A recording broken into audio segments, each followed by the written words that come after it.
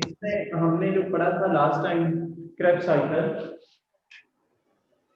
तो Krebs cycle में हमने ये स्टेप्स पढ़ लिए थे। पहले हमने देखा था कि क्रेब्स साइकिल को ऐसा नाम क्यों दिया गया है। सर हेंस क्रेब्स ने इसे पहली बार स्टडी किया था।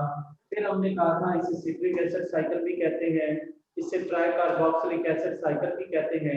ये सारा हमने पढ़ा था। फिर हमने पढ़ा था पहला स्टेप जो है वो सिंथेसिस है, दूसरा स्टेप जो है वो डिहाइड्रेशन है, तीसरा स्टेप हाइड्रेशन और चौथा स्टेप जो है ऑक्सीडेशन एंड रिडक्शन। ये ऑक्सीडेशन कार्बोक्सिलेशन ये हमने स्टेप्स पढ़े थे। ये हमने 4 स्टेप्स स्टडी कर लिए थे। नंबर 5 स्टेप से हम स्टार्ट करेंगे। अच्छा, इसमें बेटा देखें, ये है, ये वाले कंपाउंड्स में लिख देता हूं। ये 4 कार्बन कंपाउंड है और एसिटाइल कोएंजाइम ये 2 कार्बन कंपाउंड है। 4 कार्बन ये है और 2 कार्बन इसमें है, तो सिट्रेट जो है वो 6 कार्बन कंपाउंड है। Citrate is 6 carbon compound. फिर जो आइसोसिट्रेट है, सिसकोनिकेट है, ये भी 6 कार्बन कंपाउंड है और आइसोसिट्रेट भी 6 कार्बन कंपाउंड है। इस आइसोसिट्रेट में से एक कार्बन कार्बन डाइऑक्साइड के फॉर्म में रिमूव हो जाता है। जब ये कार्बन डाइऑक्साइड के फॉर्म में रिमूव होता है तो जो न्यू कंपाउंड बनता है वो अल्फा कीटोग्लूटरेट है और एक कार्बन रिमूव हो गया है। अल्फा कीटोग्लूटरेट 5 कार्बन कंपाउंड है। अल्फा कीटोग्लूटरेट 5 कार्बन, क्योंकि आइसोसिट्रेट 6 कार्बन कंपाउंड था, इसमें से एक कार्बन कार्बन डाइऑक्साइड के फॉर्म में रिमूव हुआ है, तो जो बाकी कंपाउंड बचा है वो अल्फा कीटोग्लूटरेट है, वो 5 कार्बन कंपाउंड है। ये 4 स्टेप हमने पढ़े थे। नंबर 5 ये वाला स्टेप हम देखते हैं।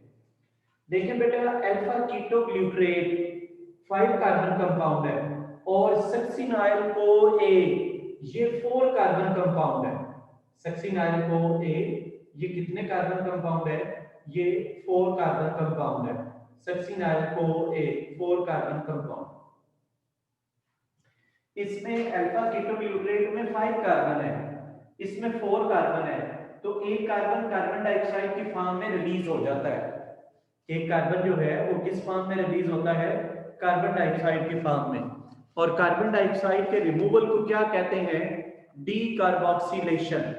कार्बन डाइऑक्साइड के रिमूवल को क्या कहते हैं? डीकार्बोक्सिलेशन। तो यहाँ पर जो प्रोसेस होते हैं वो कौन से प्रोसेस हैं?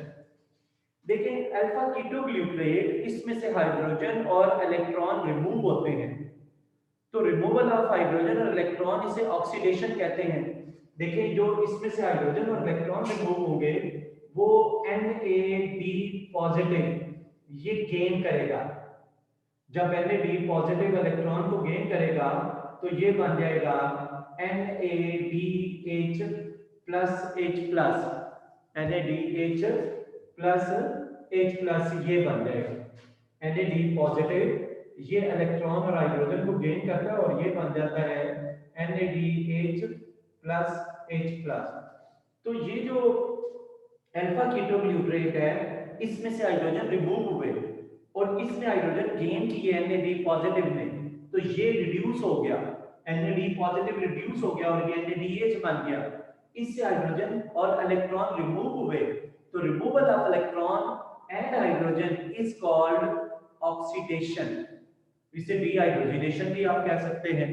तो नंबर 5 स्टेप जो है इसमें मैं ये लिखता हूं ऑक्सीडेशन। ऑक्सीडेशन हुई है यहाँ पर। ऑक्सीडेशन का मतलब है removal of hydrogen, removal of electron. और इस ऑक्सीडेशन को हम डीहाइड्रोजनेशन भी कहते हैं ना, क्योंकि हाइड्रोजन रिमूव हुआ है, डीहाइड्रोजनेशन। और इसके अलावा अल्फा कीटोग्लूटरेट जो है उसमें से कार्बन डाइऑक्साइड भी रिमूव हो गए, तो कार्बन डाइऑक्साइड के रिमूवल को क्या कहते हैं? डीकार्बोक्सिलेशन। तो यहां पर डीकार्बोक्सिलेशन की हुई है, डी कार्बोक्सिलेशन, डीकार्बोक्सिलेशन। एक और प्रोसेस यहां पर हुआ है, कोएंजाइम ए भी एंटर हुआ है। कोएंजाइम ए सल्फर हाइड्रोजन ये भी एंटर हो गया है। तो addition of coenzyme A, coenzyme A भी एंटर हुआ है, addition of coenzyme A, coenzyme A भी ऐड हुआ है। तो यहाँ पर 3 प्रोसेस हुए हैं, एक तो इसमें से हाइड्रोजन रिमूव हुआ है और इलेक्ट्रॉन रिमूव हुए हैं, इसे कहते हैं डीकार्बोक्सिलेशन इसकी हुई है। दूसरी स्टेप पर कार्बन डाइऑक्साइड रिमूव हुई है तो डीकार्बोक्सिलेशन, और तीसरा जो प्रोसेस है coenzyme A sulphur hydrogen add हुआ है तो इसकी एडिशन होगी, ये बन गया अल्फा कीटोग्लूटारेट सक्सिनाइल को ए में चेंज हो गया। सक्सिनाइल को एंजाइम ए जो है वो 4 कार्बन कंपाउंड है। नेक्स्ट स्टेप में क्या होता है, इसमें से कोएंजाइम जो है वो बेटा वो रिमूव हो जाता है, सक्सिनाइल को ए में से कोएंजाइम रिमूव होता है, और जब ये कोएंजाइम ए रिमूव होता है तो बॉन्ड ब्रेक होता है जिसकी वजह से एनर्जी रिलीज होती है, और उस एनर्जी को यूटिलाइज करके आगे एटीपी बनती है।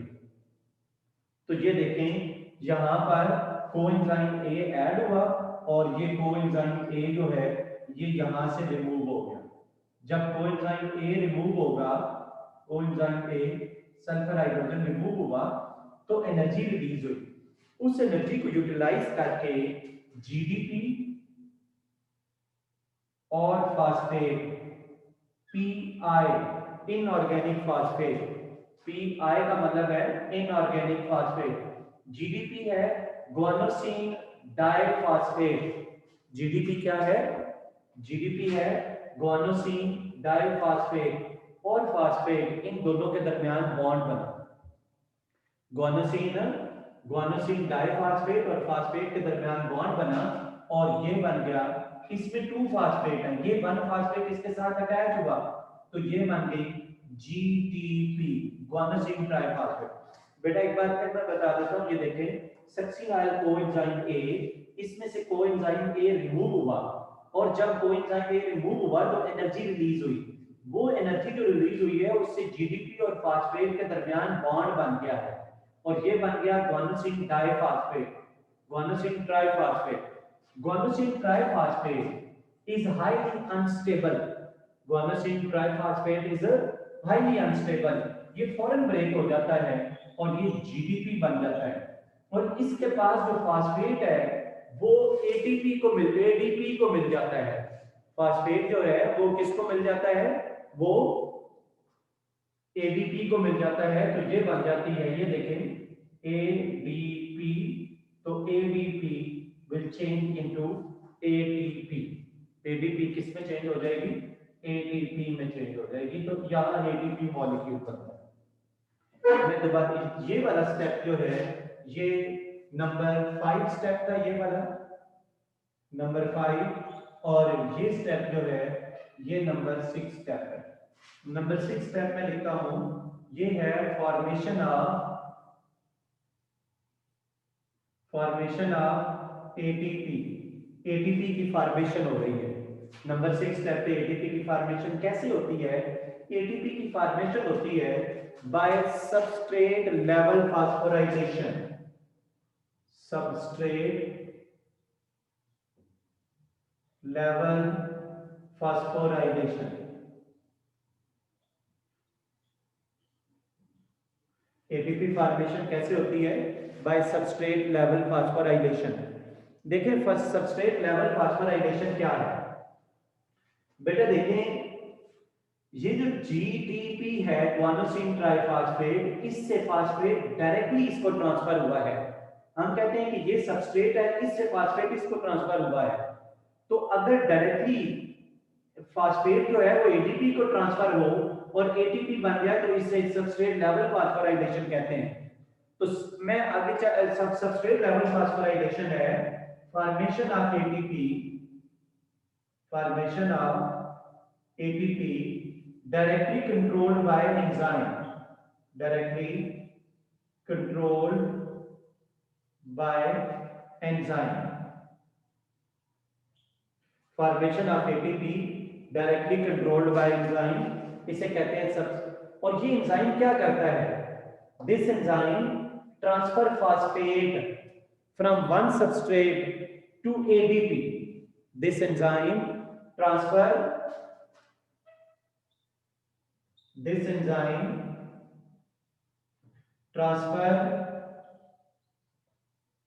किसको ट्रांसफर करता है? Transfer phosphate from substrate to ADP. Transfer phosphate from substrate to ATP and ATP is formed.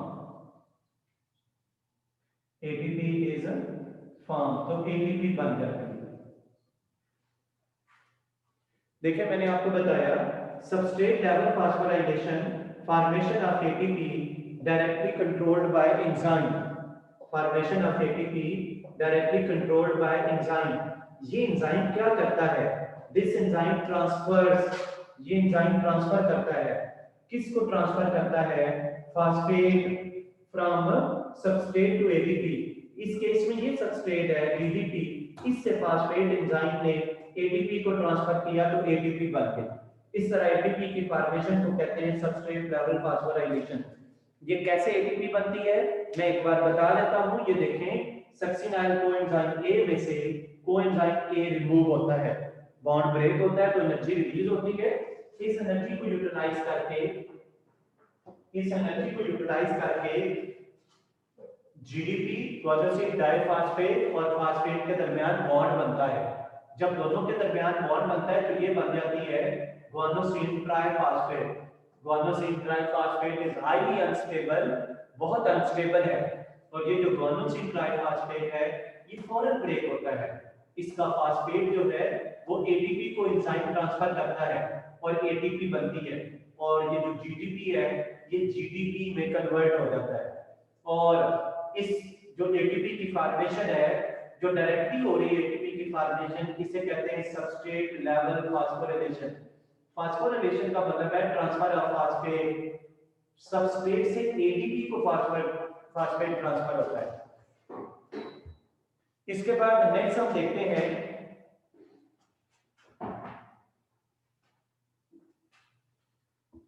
ये नंबर 7 स्टेप हम देखते हैं। नंबर 6 के बाद नंबर 7 देखिए। नंबर 7 स्टेप पे क्या होता है? नंबर 7 स्टेप जो है ये है, इस पे ये भी सक्सिनेट भी 4 कार्बन कंपाउंड है, 4 कार्बन कंपाउंड, और फ्यूमरेट भी 4 कार्बन कंपाउंड है। इसका मतलब है यहां से कार्बन डाइऑक्साइड रिमूव नहीं होगी, सक्सिनेट चेंजेस इनटू फ्यूमरेट, और यहां पर ये एक कोएंजाइम है FAD पॉजिटिव। बेटा इसका पूरा नाम है फ्लेवन एडिनिन डाइन्यूक्लियोटाइड। F का मतलब है फ्लेवन एडिनिन डाइन्यूक्लियोटाइड, और ये जो फ्लेवन एडिनिन डाइन्यूक्लियोटाइड है ये चेंज हो जाता है into FADH, into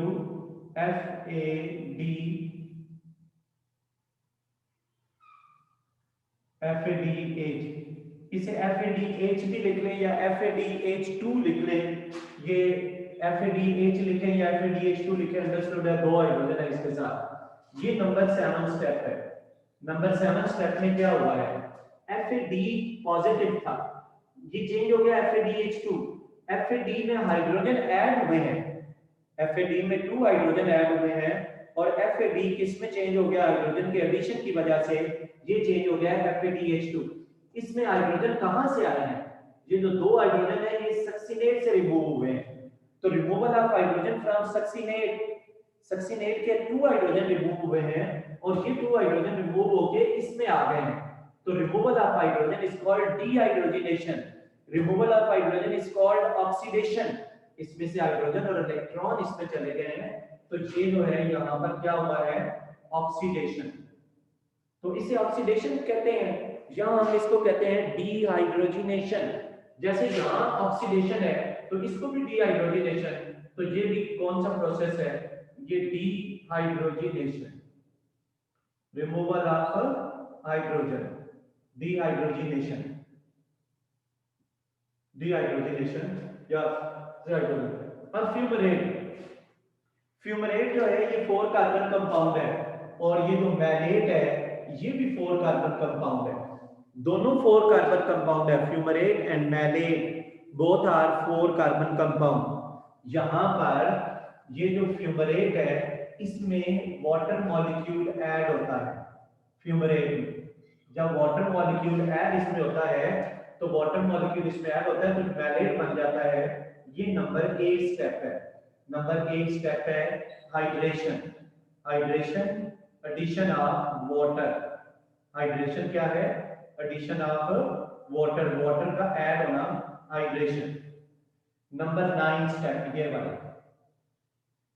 number 9 step में क्या होता है? Malate changes into oxaloacetate. Malate oxaloacetate में चेंज हो जाता है और यहां पर ये कोएंजाइम है NAD positive. NAD positive changes into NADH plus H plus, इसमें चेंज हो जाता है। इसका मतलब ये है NAD पॉजिटिव था तो ये NADH बन गया। तो NAD में क्या चीज ऐड हुई है? NAD में क्या ऐड हुआ है? हाइड्रोजन। NAD में क्या ऐड हुआ है? हाइड्रोजन। ये हाइड्रोजन कहां से आया है? ये हाइड्रोजन मैलेट से रिमूव हुआ है। तो removal of hydrogen is called dehydrogenation. Removal of hydrogen और इलेक्ट्रॉन ऑक्सीडेशन। तो यहां पर ये जो नंबर 9 स्टेप है ये क्या है? नंबर 9 स्टेप जो है ये है डीहाइड्रोजनेशन ऑक्सीडेशन। ऑक्सीडेशन या डीहाइड्रोजनेशन। डीहाइड्रोजनेशन यानी रिमूवल ऑफ हाइड्रोजन या ऑक्सीडेशन। तो क्रेब्स साइकिल के दौरान एसिटाइल CoA ये जो है ये 9 स्टेप्स के बाद ये ऑक्सैलो एसीटेट में दोबारा चेंज हो जाता है। देखें ये जो क्रेब्स साइकिल है इसके 9 स्टेप्स हैं। Number 1 synthesis, number 2 B hydration, hydration oxidation, decarboxylation, oxidation decarboxylation, addition of formation of ATP। ये 9 स्टेप्स हैं।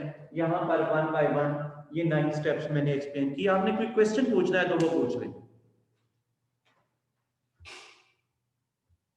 सर बुक में 6 स्टेप में वाटर भी ऐड किया हुआ इन्होंने। हाँ ठीक है, वाटर भी ऐड होता है उसके साथ, सही है।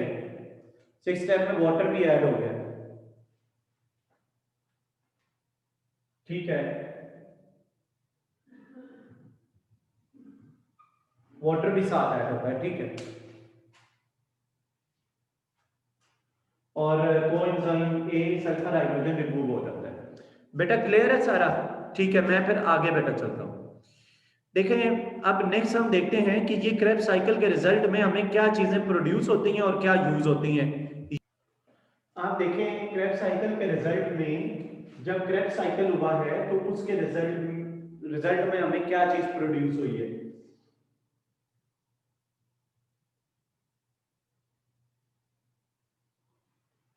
क्रेब्स साइकिल के रिजल्ट में देखें, यहां पर देखें कार्बन डाइऑक्साइड एक ये है कार्बन डाइऑक्साइड और एक कार्बन डाइऑक्साइड ये है।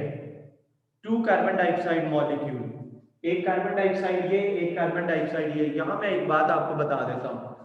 देखें कहां से हम स्टार्ट करते हैं। मैं यहां से स्टार्ट कर रहा हूं। Glucose changes into 2 molecule of pyruvate and 2 molecule of pyruvate changes into 2 acetyl CoA। बेटा ये जो स्टेप है ये वाला, ये glucose into 2 molecule of pyruvate ये ग्लाइकोलाइसिस है।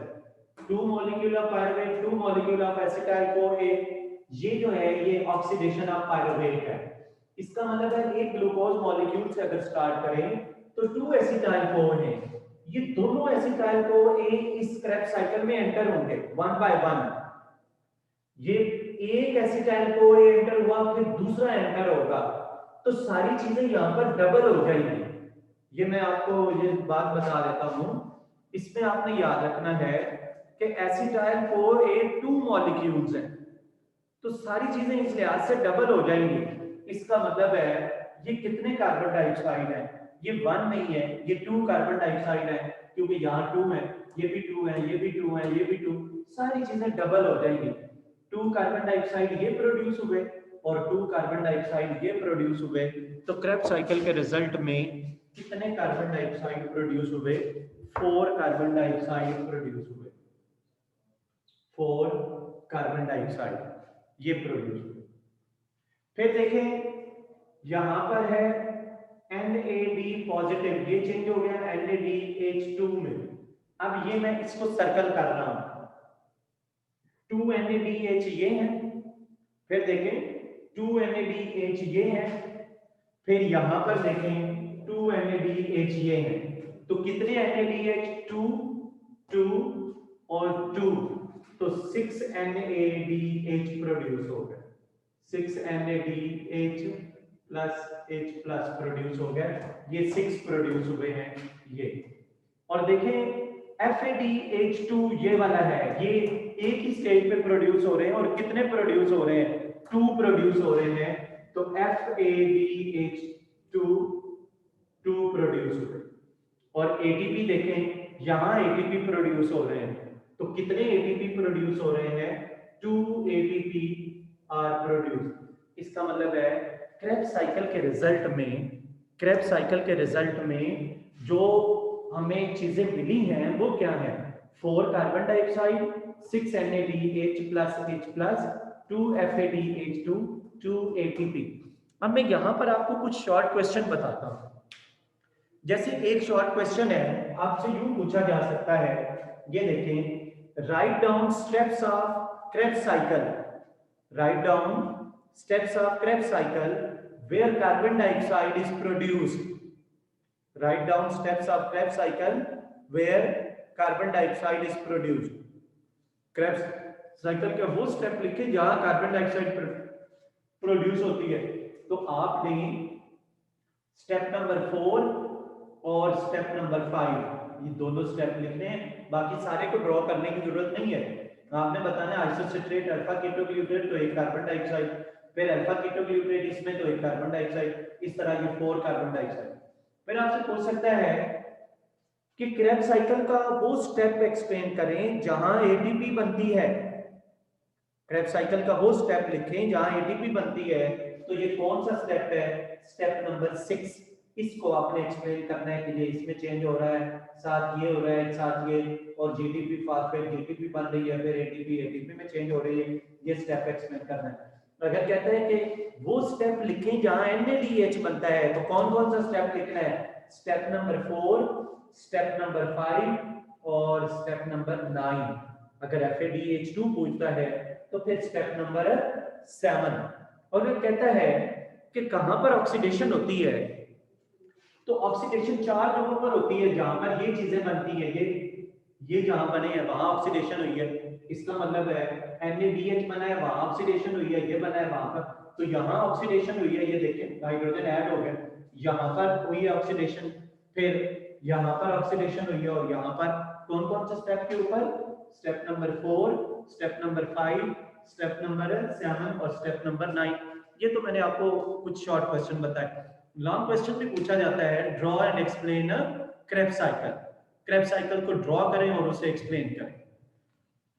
अब मैं आपको बताता हूं, देखें जो आउटपुट है वो हमने देखी कि आउटपुट साइकिल की है 4 carbon dioxide, 2 ATP, 2 FADH2, 6 NADH।